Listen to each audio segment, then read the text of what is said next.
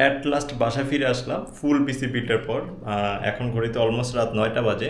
সেই দুপুরে বের হয়েছিলাম, আস্তে আস্তে প্রায় 9টা বাজলো। তার মানে একটা পিসি বিল্ডের জন্য পুরো একটা সারাদিন আসলে গেল।